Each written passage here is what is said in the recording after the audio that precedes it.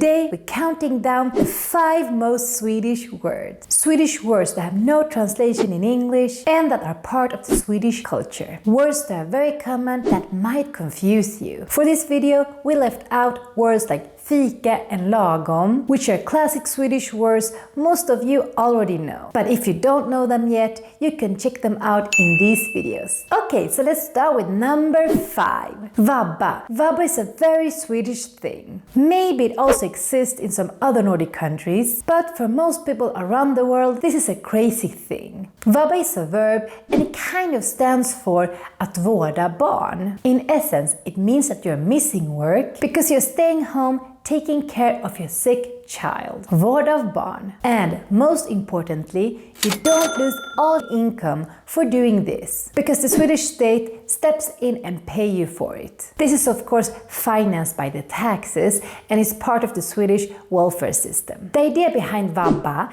is that you shouldn't be losing money just because your child happens to be sick, and that children recovers faster if they stay home together with their parents, instead of sending them back to förskolan, the preschool, while they're still sick and risking to pass it on to the other kids. One of our students learned this word during our lesson. She was working for a Swedish company in the States, and she didn't understand why her Swedish colleagues in Sweden never answered her messages when they had written Vab on their Teams or whatever it was they were using to communicate internally. So when we mentioned this expression Vab in class, she realized the real meaning of it. And since then, she has stopped sending direct messages to her Swedish colleagues when they are on Vab. A big no-no in Sweden, by the way, because it means that your colleagues aren't working these days. Do you also want to learn more Swedish at work, just like this student did? Then you should check out our courses for companies. We at Fun Swedish can teach you and your colleagues Swedish at work. Here's more information about it. Moving on. The existence of Vab has also led to some new Swedish slang words, such as vabrari, another way to refer to February. Februari. Because it's a common fact here in Sweden that kids get extra sick during this time of the year, which increases the amount of parents on Vab. So be prepared to hear the expressions Vab or Vabba a lot during February if you live in Sweden. Like this classic phrase. Var är Anders idag?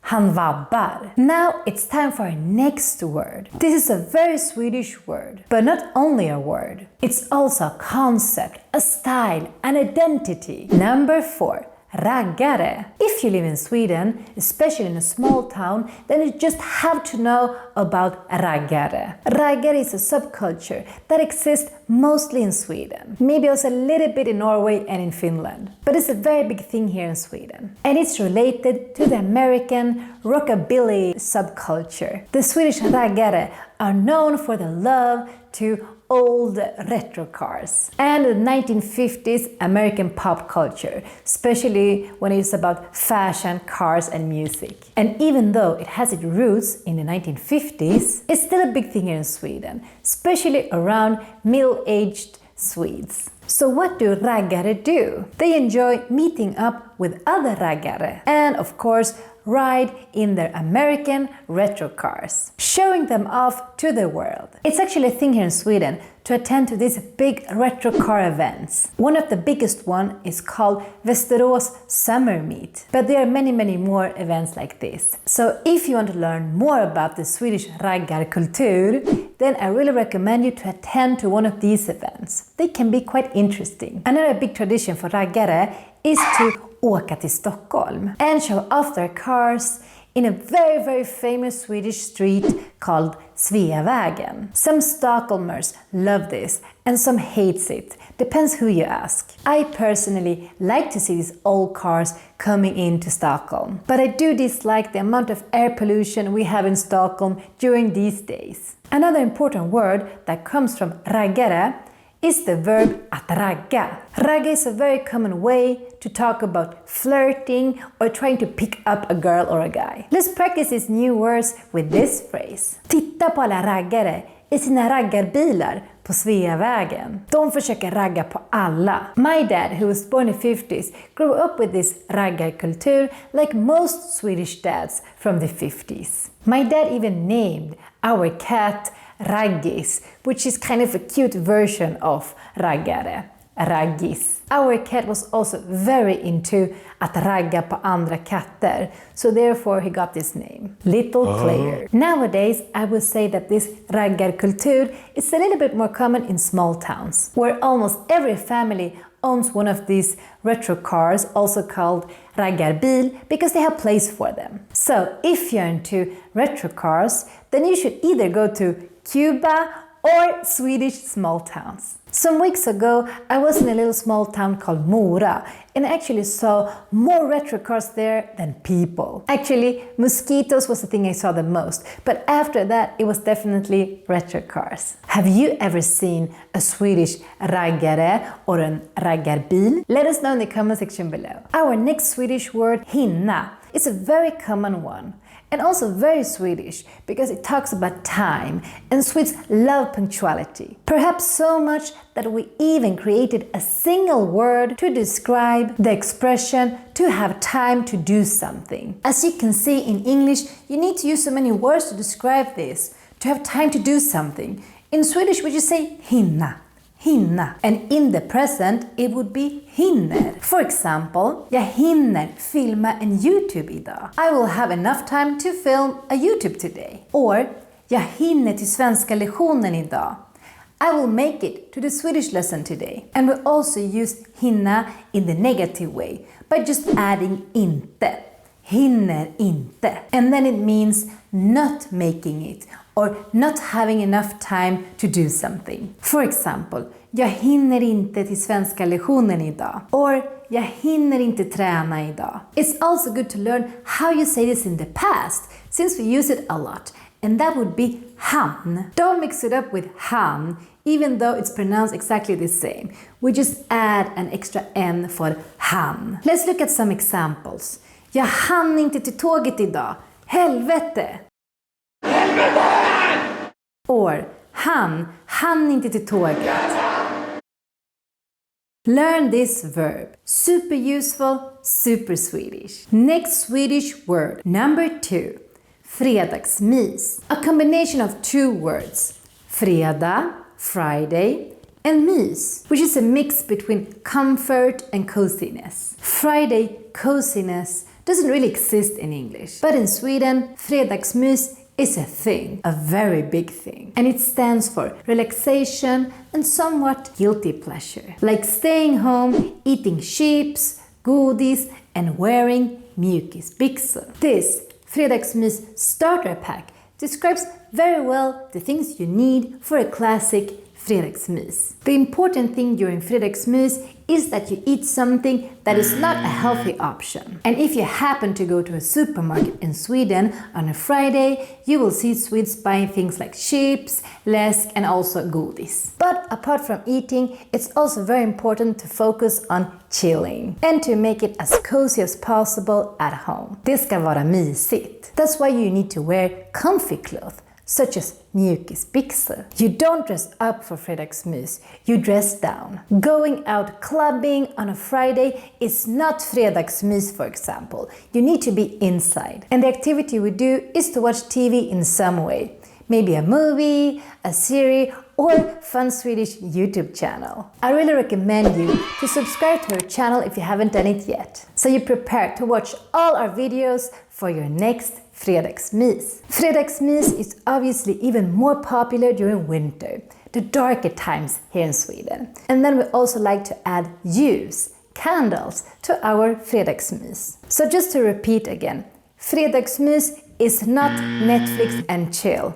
Okay? Fredagsmys is a child-friendly activity. You normally do it with your family or your partner. Maybe your friends, if you're okay with wearing mjukisbyxor among them. But it's not an activity that you would do on your first date. For that we have fika, Netflix and chill, or kvart i tre ragg. But that is another topic and another YouTube video. Moving on, Now we have come to number 1. This is my number 1 because it is such a Swedish thing. Neither the word, concept or tradition exists in any other place. What I'm talking about is lördagsgodis. These are candies, also called lösgodis, sold per gram that we often buy in Sweden on Saturdays. Therefore the name lördagsgodis, Saturday candy. Lördagsgodis is sold in every single supermarket in Sweden. Otherwise, nobody would like to go there. But why do we call it lördagsgodis?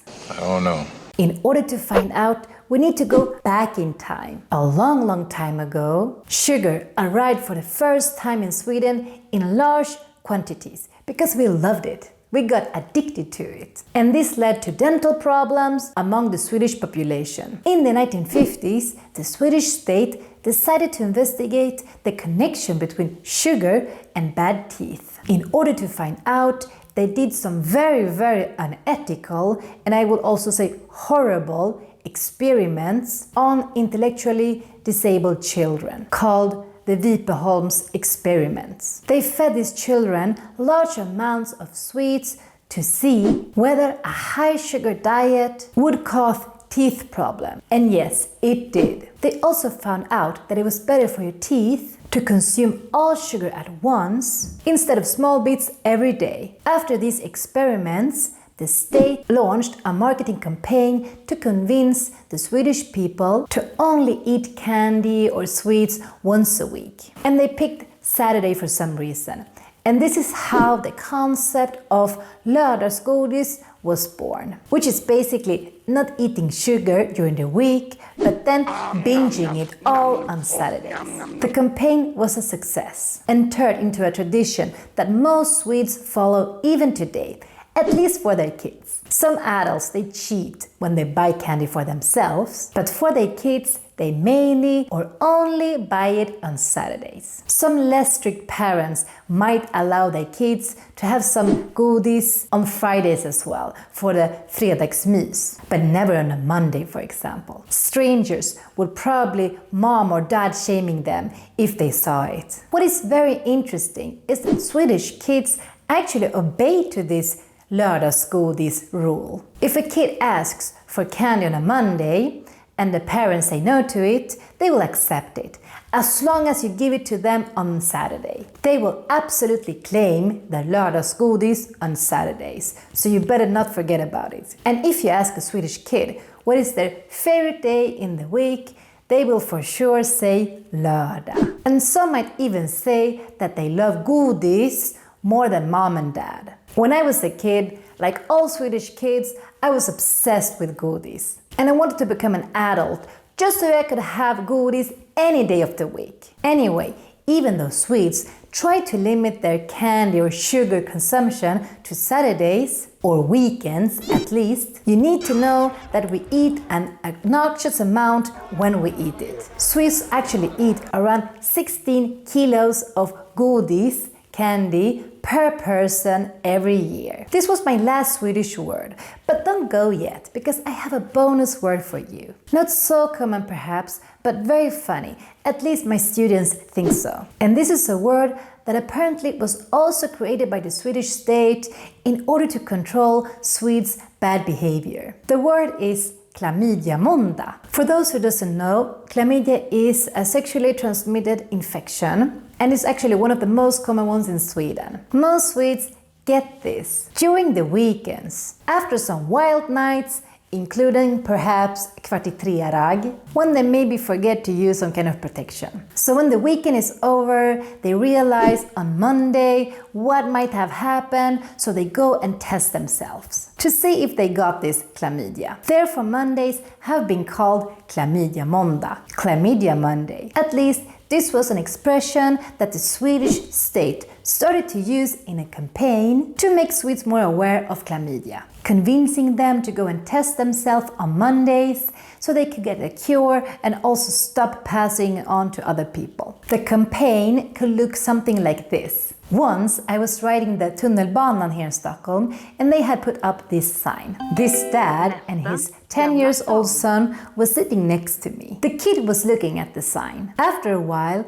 he formulated the question that most parents would feel a little bit awkward answering. He said, "Pappa, vad är klamydia måndag?" Even though it was rush hour and a lot of noise around us, it became completely silent. The dad started sweating, trying to find his words, while the kid was waiting for the answer, just like all the people sitting next to him. The dad ended up saying something like, "It's an affection that you can get as an adult, but you don't need to worry about it. You're too young." And then he changed the subject and started talking about lördagsgodis instead. And thanks to lördagsgodis, the kid forgot everything about klamydia måndag. Now I want to ask you, our dear followers, do you have any other word you find very Swedish? Let us know in the comment section below. We might include it in our part 2. So don't forget to subscribe to our channel so you don't miss it.